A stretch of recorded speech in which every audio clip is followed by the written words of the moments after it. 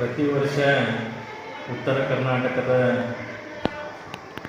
ಒಂದು ಪ್ರವಾಹ ಪೀಡಿತವಾಗಿ ಭಾಗಶಃ ಬೆಳಗಾವಿ ಹಾಗೂ ಬಾಗಲಕೋಟೆ ಮತ್ತು ಬಿಜಾಪುರ ಜಿಲ್ಲೆಯಲ್ಲಿ ಹೆಚ್ಚಿನ ಒಂದು ಹಾನಿಯನ್ನು ಸಂಭವಿಸುವಂಥದ್ದು ಇವತ್ತು ನಾವು ನೋಡ್ತಾ ಇದ್ದೀವಿ. ಆದರೆ ಅದೇ ರೀತಿ ಬಾಗಲಕೋಟೆ ಜಿಲ್ಲೆಯಲ್ಲಿ ಅತಿ ಹೆಚ್ಚು ಜಮಖಂಡಿಯ ತಾಲೂಕಿನ ಹಲವಾರು ಹಳ್ಳಿಗಳು ಆ ಕೃಷ್ಣಾ ನದಿಯ ಪ್ರವಾಹದಿಂದ ಇವತ್ತು ಪ್ರತಿ ವರ್ಷವೂ ಕೂಡ ನಡುಗಡ್ಡೆಯಾಗಿ ಜನಜೀವನವು ಅಸ್ತವ್ಯಸ್ತವಾಗಿ ಅಲ್ಲಿದ್ದಂಥ ರೈತರಿಗೂ ಕೂಡ ಅನಾನುಕೂಲವಾಗಿ ರೈತರುಗಳಿಗೆ ಒಂದು ಸಂಪರ್ಕದ ಕೊರತೆಯೂ ಕೂಡ ಒದಗಿ ಆ ಒಂದು ವ್ಯವಸ್ಥೆಯನ್ನು ಹದಗೆಡಿಸುವಂಥ ಒಂದು ಈ ಪ್ರತಿ ವರ್ಷ ನಾವು ನೋಡ್ತಾ ಇದ್ದೀವಿ. ಆದರೆ ಇವತ್ತು ಸರ್ಕಾರ ಯಾಕೆ ಎಚ್ಚೆತ್ತುಕೊಳ್ತಾ ಇಲ್ಲ ಅನ್ನೋದನ್ನು ಯಕ್ಷ ಪ್ರಶ್ನೆಯಾಗಿ ಇವತ್ತು ಉಳಿದಿದೆ.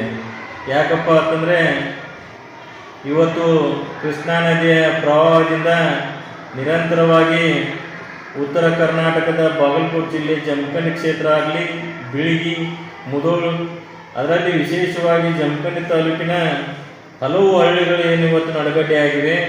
ಅಲ್ಲಿ ಇವತ್ತಿಗೂ ಕೂಡ ಸಾವು ನೋವುಗಳು ಕೂಡ ಸಂಭವಿಸಿವೆ ಅನ್ನುವಂಥದ್ದನ್ನ ಇವತ್ತು ನಾವು ಕೇಳ್ತಾ ಇದ್ದೀವಿ.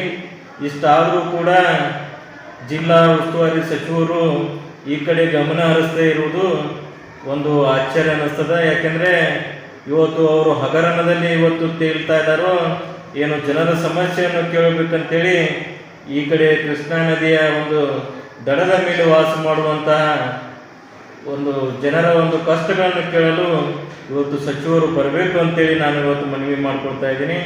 ಇವತ್ತು ಕೃಷ್ಣಾ ನದಿಯ ಮೇಲ್ದಂಡೆ ಯೋಜನೆ ಇವತ್ತು ಯಾವ ಥರ ಆಗಿದೆಯಪ್ಪ ಅಂತಂದರೆ ಪ್ರತಿ ವರ್ಷ ಬಜೆಟ್ ಬಂದ ನಂತರ, ಬಜೆಟ್ ಮುಗಿದ ನಂತರ ಕೃಷ್ಣಾ ನದಿಯ ಬಗ್ಗೆ ಮಾತನಾಡೋದು, ಅದೇ ರೀತಿ ಪ್ರತಿ 5 ವರ್ಷಕ್ಕೊಮ್ಮೆ ಚುನಾವಣೆ ಬಂದಾಗ ಮಾತ್ರ ಕೃಷ್ಣಾ ನದಿಯ ಯೋಜನೆಯ ಬಗ್ಗೆ ನೆನಪು ಮಾಡಿಕೊಳ್ಳುವಂಥ ನಾಯಕರು ಇವತ್ತು ಇಲ್ಲಿದ್ದಾರೆ ಹೊರತು ಯಾವುದೇ ತೆರನಾದಂಥ ಶಾಶ್ವತ ಪರಿಹಾರವನ್ನು ಒದಗಿಸುವಂಥ ಒಂದು ಕೆಲಸ ಇವತ್ತು ಯಾವುದೇ ಸರ್ಕಾರದಿಂದ ಇವತ್ತು ನಡೆದಿಲ್ಲ ಅನ್ನೋದನ್ನು ನಾನಿಲ್ಲಿ ಸ್ಪಷ್ಟಪಡಿಸ್ತಾ ಇದ್ದೀನಿ.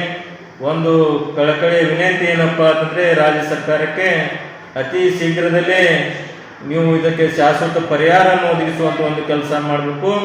ಇಲ್ಲಪ್ಪ ಅಂತಂದರೆ ಕೃಷ್ಣಾ ನದಿ ಯೋಜನೆಯನ್ನು ರಾಷ್ಟ್ರೀಕೃತವಾದಂಥ ಯೋಜನೆ ಅಂತೇಳಿ ಘೋಷಣೆ ಮಾಡಿ ಅಂತೇಳಿ ತಮ್ಮಲ್ಲಿ ನಾನು ಮನವಿ ಮಾಡ್ಕೊಳ್ತಾ ಇದ್ದೀನಿ.